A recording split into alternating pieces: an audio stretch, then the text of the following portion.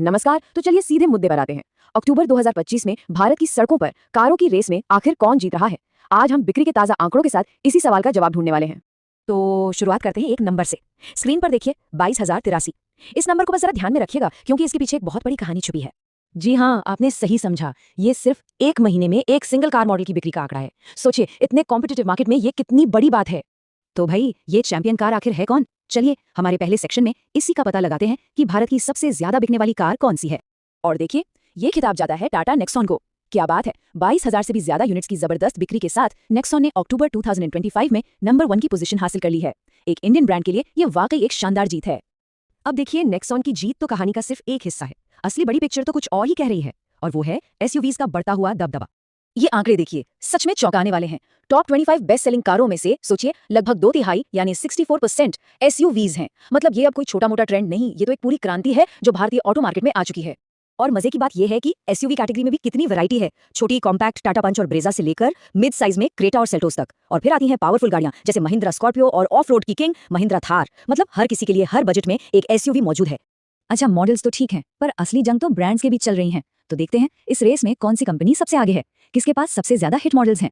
ये चार्ट देखिए, पूरी कहानी साफ कर देता है। मारुति सुजुकी टॉप 25 में 10 मॉडलों के साथ सबसे आगे है। जाहिर है, बाजार पर उनकी पकड़ बहुत मजबूत है। लेकिन यहाँ महिंद्रा और टाटा को देखिए, 5 और 3 मॉडलों के साथ ये दिखा रहे हैं कि इंडियन ब्रांड्स अब किसी से कम नहीं बल्कि जबरदस्त टक्कर दे रहे हैं। जैसा कि हमारे सोर्स में भी कहा गया है, ये आंकड़े एक प्रतिस्पर्धी बाजार का प्रदर्शन करते हैं जिसमें विभिन्न सेगमेंट के लोकप्रिय मॉडलों का मजबूत प्रदर्शन है। इसका सीधा मतलब ये है कि भले ही मारुति के मॉडल ज्यादा हों, लेकिन मुकाबला बहुत ही कड़ा है। तो चलिए अब जरा और गहराई में उतरते हैं और देखते हैं टॉप 10 की लड़ाई को। यहाँ मुकाबला और भी दिलचस्प हो जाता है। तो ये रही टॉप 10 की लिस्ट। नेक्सॉन टॉपर है, ये तो हम जानते हैं, लेकिन उसके पीछे देखिए मारुति और हुंडई के कई दावेदार लाइन में लगे हैं। और इस लिस्ट में क्या कुछ नहीं है। एसयूवी, सेडान, हैचबैक, एमपीवी, सब कुछ। यही तो है भारतीय बाजार की खूबसूरती और विविधता। लेकिन असली कहानी तो टॉप 3 की है। पोडियम की रेस इतनी ज्यादा टाइट थी कि यकीन करना मुश्किल है। बस कुछ 100 यूनिट्स का फासला था। दूसरे नंबर पे है मारुति की सेडान डिजायर 20,791 यूनिट्स के साथ। और तीसरे पर मारुति की ही एमपीवी अर्टिगा 20,087 यूनिट्स के साथ। मतलब फर्क देखिए, बहुत ही मामूली। और कमाल की बात यह है कि मारुति अपने ही दो बिल्कुल अलग अलग सेगमेंट के मॉडल्स के साथ टॉप पोजीशंस के लिए आपस में ही मुकाबला कर रही है। ये उनकी स्ट्रैटेजी को साफ दिखाता है। तो इन सब नंबरों, इन सभी आंकड़ों से हमें क्या पता चलता है? चलिए इस पूरी कहानी को कुछ अहम पॉइंट्स में समेटते हैं।